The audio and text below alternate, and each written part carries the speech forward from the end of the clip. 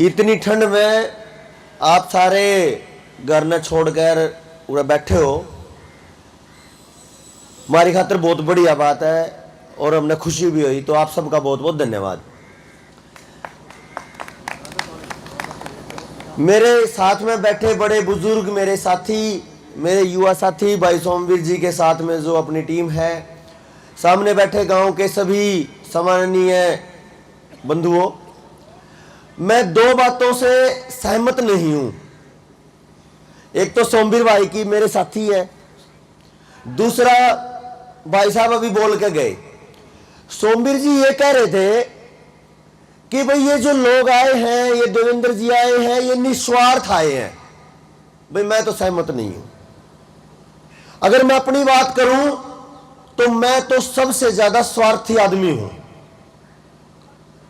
क्योंकि निस्वार्थ रह के क्या मिलेगा और स्वार्थ लेके क्या मिलेगा ये हमें स्पष्ट होना चाहिए। तो मैं तो भाई शायद यहां जितने बैठे हैं उन सबसे ज्यादा स्वार्थी आदमी हूं। दूसरी बात जो भाई साहब कह के गए कि सरकारों के प्रति हमें लामबंद होना पड़ेगा, भाई सरकार के विरोध खातिर आपा नहीं आ। अपनी जो पीड़ा है वो कुछ और है। अपनी जो पीड़ा है वो सरकार के लेवल तक कहीं ऊंची है। अपना जो दर्द है वो समाज की रेंज से कहीं दूर है। बहुत बार का सिस्टम है जो अपना दर्द है। हम जिस मुद्दे को लेके हम सब चल रहे हैं वो सरकारों की लिमिट से कहीं दूर का है। अब इसको अगर समझा जाए, एक मिनट, तो मैं दो बातों पे ही चर्चा करूंगा, ज्यादा लंबी चर्चा मैं नहीं करूंगा आपके बीच में। और ये निवेदन करता हूं जो साथी दूर खड़े हैं वो अगर इधर आ जाए तो मेरे जैसे बोलने वाले का भी एक हौसला बढ़ेगा कि भाई बहुत साथी बैठे हैं। तो निवेदन है जितने साथी बाहर खड़े वो भी आ जाओ इधर ही आंगन में। तो आज जोड़ के प्रार्थना है। और इसका सबसे ज्यादा फायदा मेरे उन साथियों को होगा जो सोमवीर भाई के साथ लगे हुए हैं कि भाई मैं अपने गांव को एक ऐसे विचार की तरफ लेके जाऊं जो भयानक होती समस्याओं से निकाल के और एक समाधान की तरफ समाज आए। आप सबका बहुत बहुत धन्यवाद इस निवेदन को मानने के लिए। मैं सोमवीर भाई की चर्चा कर रहा था कि वो ये कह रहे थे कि भाई ये बहुत निस्वार्थ है, और मैं ये कह रहा हूं कि मैं तो निस्वार्थ नहीं हूं, मैं तो बहुत स्वार्थी हूं। इस दोनों शब्दों के जो अंतर है, दोनों में जो फर्क है मेरी बात में और सोमवीर भाई की बात में, इसको मैं जरूर बताना चाहूंगा ताकि आप तक ये समझ आ जाए कि भाई जो ये भाई आ रहे हैं ये बड़ी अस्वार्थी आदमी है। कभी ये बहम रह जाए कि ये तो भाई जमा कुछ नहीं लेने आए थे और ये तो बड़े काम के थे और बाद में फिर कुछ और पावे। ये सबसे बड़ी सोचने की बात है। थोड़ा सा चिंतन करो, थोड़ा सा मनन करो, थोड़ा सोचो। आज हम गांव के ये किसान लोग, अच्छा कितने साथी हैं जो किसान है यहाँ पे जो खेती कर रहे, कितने लोग हैं? उठा के बता दो एक बार। कुछ साथी 98 कुछ ठंड सी मान रहे, ज्यादा हो रही है। देखो थोड़ा थोड़ा सोचना शुरू करो, थोड़ा थोड़ा मनन करना शुरू करो।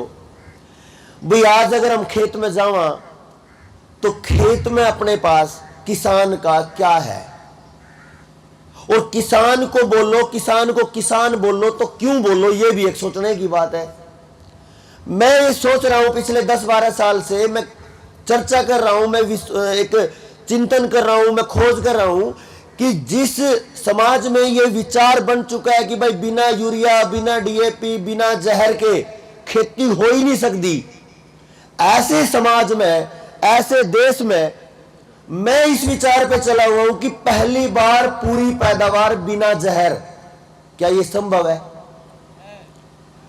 अब एक आध साथी कोई मेरे जैसा उल्टा चलने वाला हो तो वो कह देगी भाई है, लेकिन ज्यादातर समाज इस बात पे आके रुक गया है कि भी बिना यूरिया तो कुछ नहीं होवे, बिना डीएपी, बिना दवाइयों के तो कुछ नहीं होवे, इस बात पर आकर रुक गया।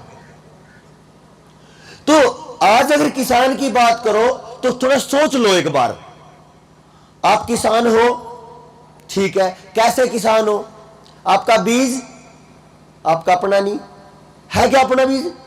सारा का सारा दुकान का। अच्छा, जो हमारे बड़े बुजुर्ग बैठे हैं इनसे बात करो कि आप अपने टाइम पे कहां से बीज लेके आते थे।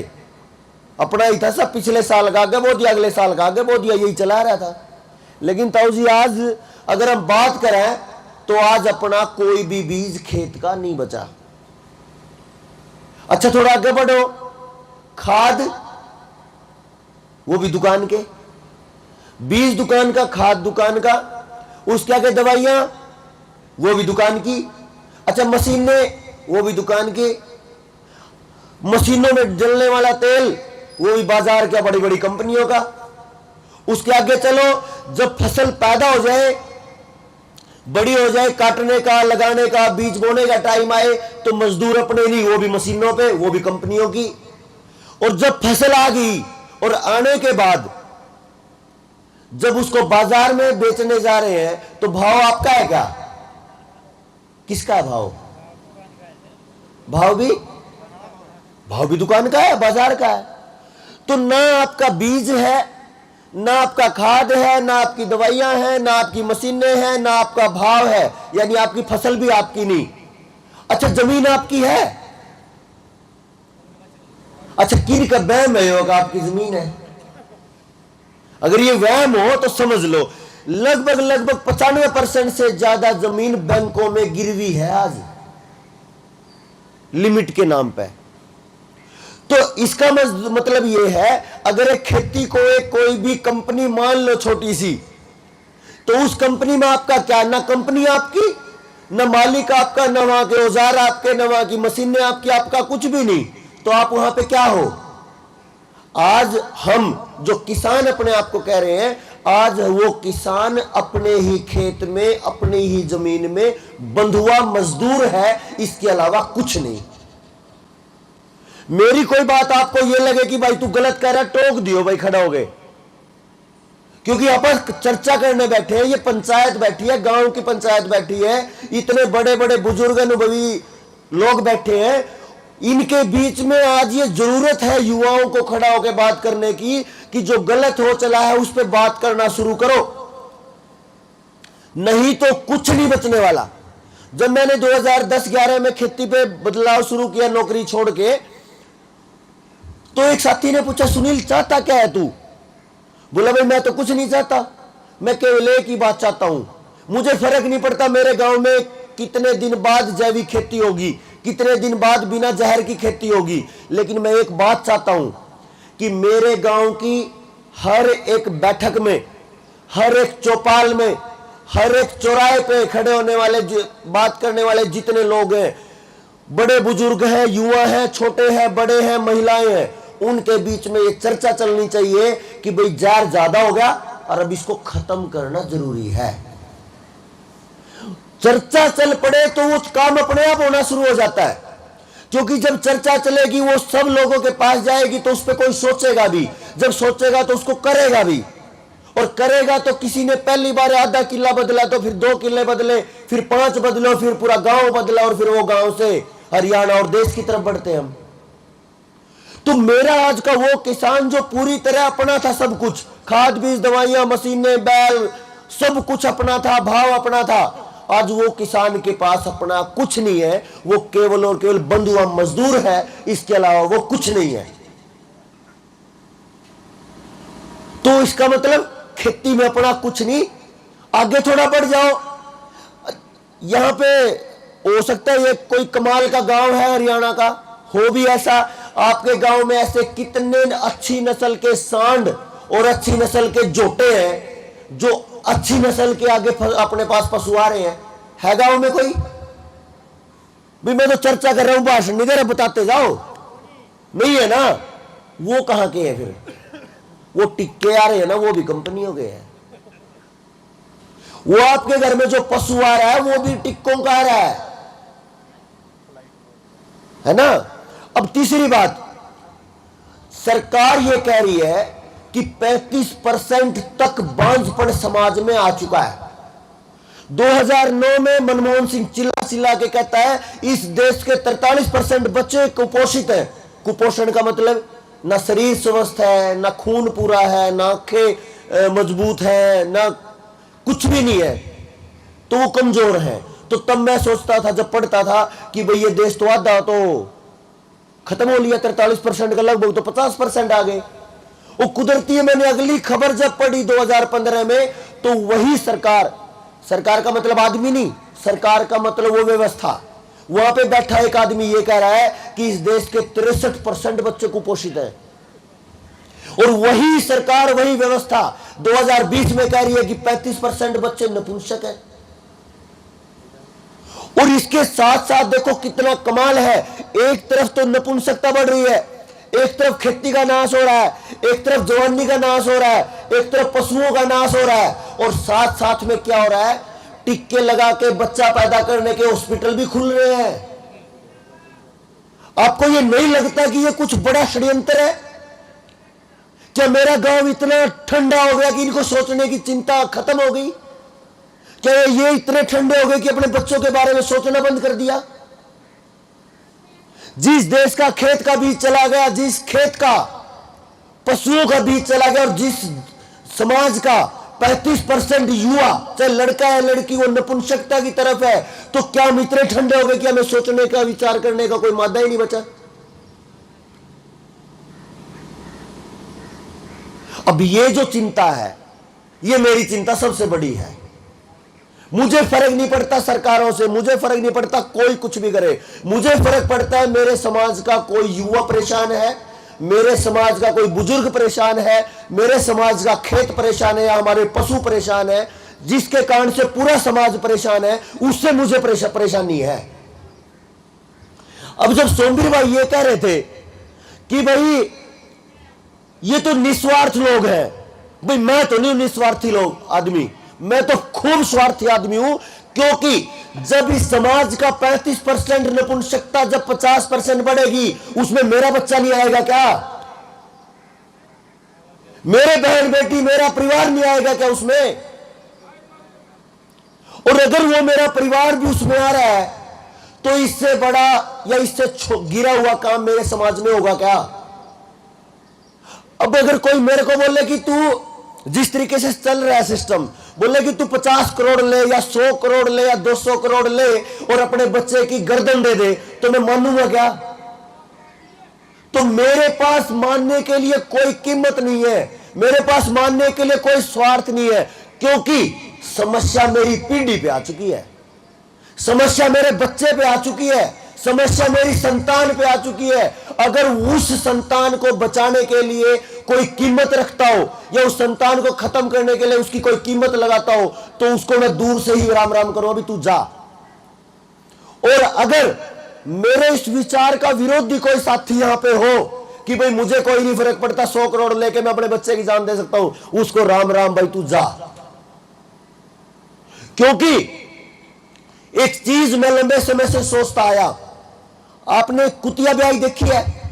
नई ब्याई कुतिया, उसके छोटे छोटे पिल उड़े हो, उसके पास से निकल के देखो, उसके जो आंखें और उसका जो तोड़ होता है ना, शेर से भी खतरनाक होता है वो। क्यों होता है वो? ब्यान से पहले तो नहीं था, क्योंकि ब्याने के बाद जब उसके छोटे छोटे पिल उड़े हैं, तो उसको अपनी चिंता है अपनी संतान की। अब भी रेड़े के छत्ते माथ मार के देखो, 10 भी रेड हो, उसके छत्ते माथ मार के देखो, उसके अंडे तोड़ के देखो, वो 10 भी रेड आपकी जान ले सकती है। मधुमक्खी के मारे के छत्ते को छेड़ के देखो, खत्म कर देंगे आपको। अरे वो जीव जिसका वजन 2 ग्राम है, वो किसी भी अपने दुश्मन को खत्म करने के लिए हमेशा तैयार है। वो कुतिया जिसका एक डंडा मार दो तो वो मर सकती है, वो कुतिया आपकी जान ले सकती है अगर उसकी संतान को आप छेड़ो। और हम इतने बड़े हो गए, हमारा कुछ नहीं छोड़ा इस सिस्टम ने, और हम ठंडे हो गए। सोचने की बात है। तो मैं तो हूं शायद दुनिया का सबसे स्वार्थी आदमी भाई, क्योंकि मुझे बचाने अपने बच्चे। जिन जिनको ये लगता है कि ये भाई जो बोल रहे हैं और इनकी बातों में दम है, वो इस विचार पे चर्चा करना शुरू करें अपने गांव में, नहीं तो कोई समाधान आपके पास नहीं बचा। अब बात रही, भाई साहब कह रहे थे कि सरकारों के विरुद्ध लामबंद होना पड़ेगा। मैं विरोध नहीं कर रहा भाई की बात का, मैं दूसरे दृष्टिकोण से देख रहा हूं, दूसरी दृष्टि से देख रहा हूं। मुझे जरूरत नहीं है सरकारों के खिलाफ लामबंद होने की, मुझे जरूरत है मेरे समाज को एक साथ खड़ा करने की। अगर ये सारे लोग जितने यहां पे चारों तरफ सुन रहे हैं, अगर ये सभी साथी एक साथ आकर अपनी ही व्यवस्था, अपनी समाज की पुरानी व्यवस्था पे अगर चर्चा करें, खेती अपनी हो, स्वास्थ्य अपना हो, स्कूल अपने हो, सारी की सारी व्यवस्था अपनी हो, पानी अपना हो, खेत अपने हो, सारा का सारा भाव अपना हो, एक दूसरे का लेन देन बहुत अच्छा हो, तो सरकारों की जरूरत कहां है आपको? एक बार बता दो है तो।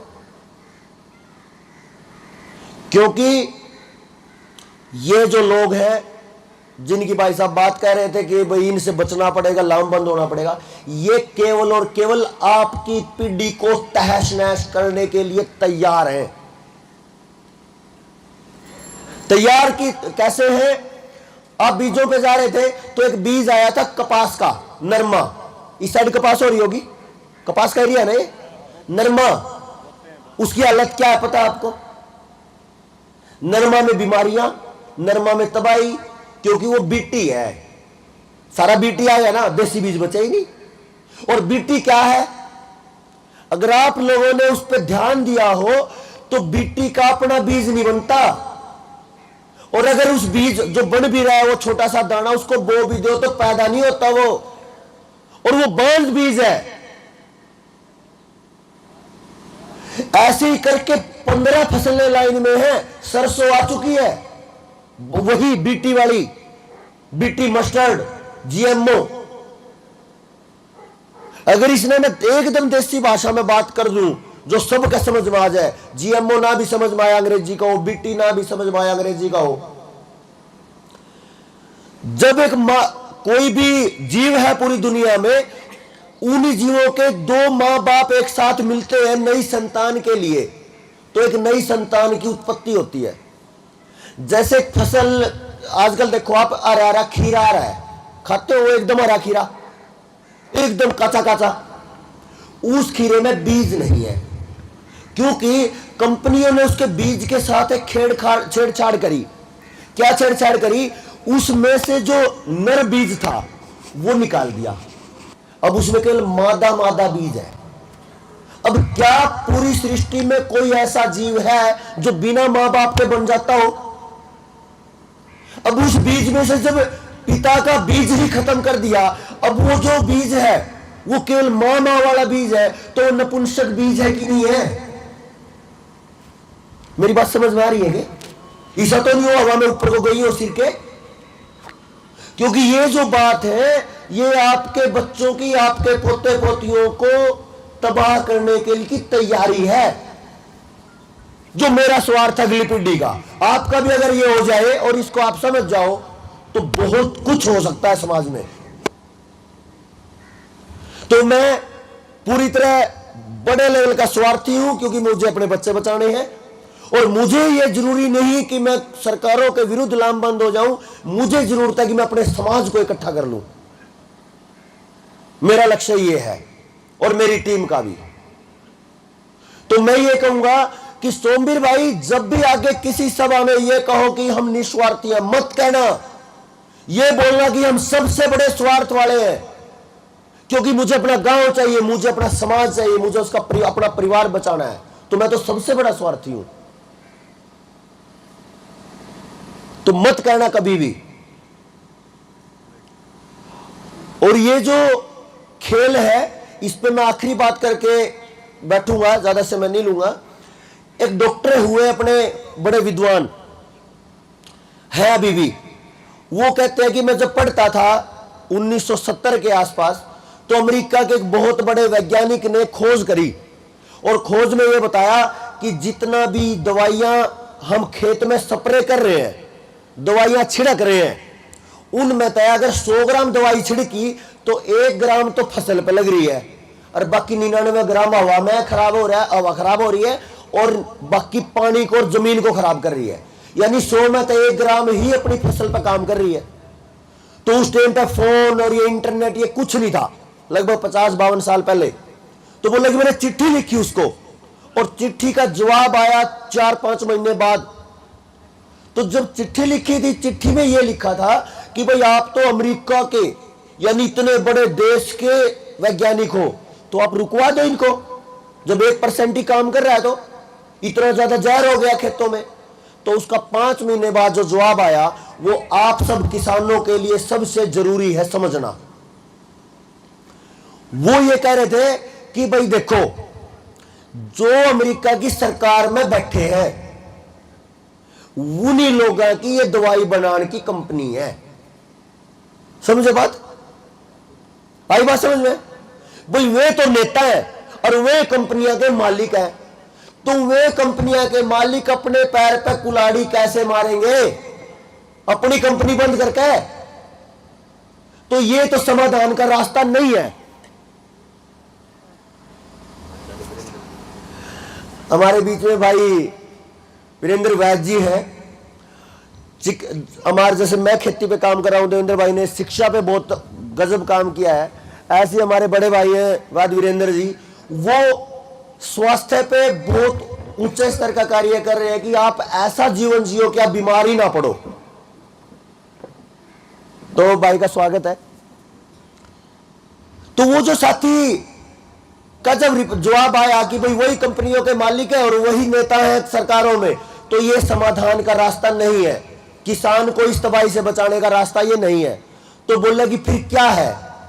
तो उसने बताया केवल एक ही रास्ता है, आप अपने समाज को समझा के जगा लो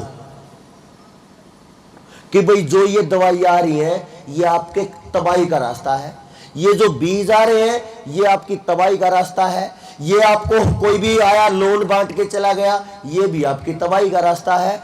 ऐसे मतलब कितनी सारी बात करें, आपके समाज को, आपके परिवार को, आपके बच्चों को घोटने की तैयारी है कुल मिला के। तो 1970 में जो दवाई आई स्प्रे करने की, बीमारी से लड़ने की, कमाल देखना एक, ये आपको आज बहुत कुछ क्लियर होगा। जो दवाई 70 में आई वह दवाई 74, 75 आते फेल, उस दवाई ने काम करना बंद कर दिया। जो फिर एक नया जहर आया वो 75 में आया, 3-4 साल बाद वो फेल हो गया, फिर नया आया और पिछले 50 साल में हजारों तरीके की नई नई दवाइयां आई। अच्छा ये फेल क्यों हो रहा है? देखो एक चीज देखना, कसी चलाओ आप, किसी नए बच्चे को जिसने कभी कसी ना चलाई हो उससे कसी चलवाओ, अगर 1 घंटा पहले दिन कसी चला दे तो ये छिल जाएंगे, अटन नहीं पड़ेंगे, ये छिल जाएंगे क्योंकि उन्हें तो नई नई चलाई है।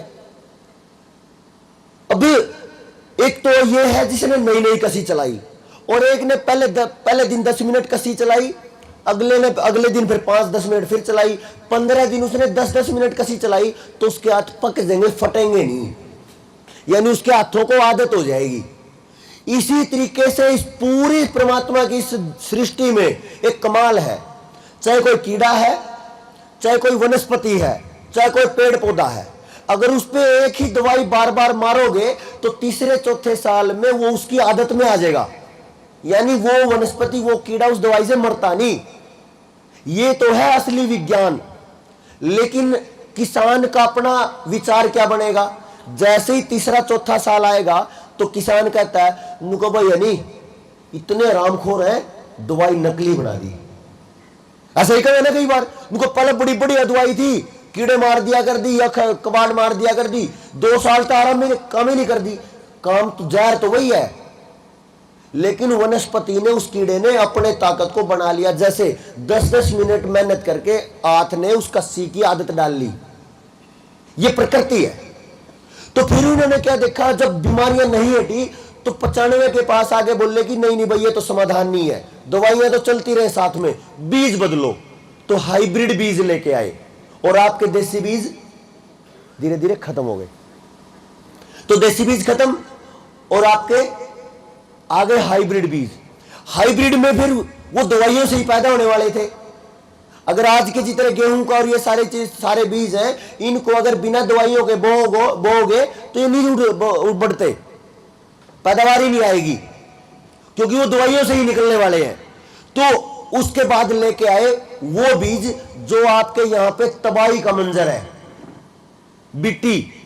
बीटी कॉटन, बीटी कपास, जिन्हें नरमा बोल रहे हैं, उसके साथ में आया था बीटी ब्रिंजल, बीटी बैंगन आया था, टमाटर आया, शिमला मिर्च आई, खीरा आया, और अब पिछले 2 महीने पहले आई है सरसों।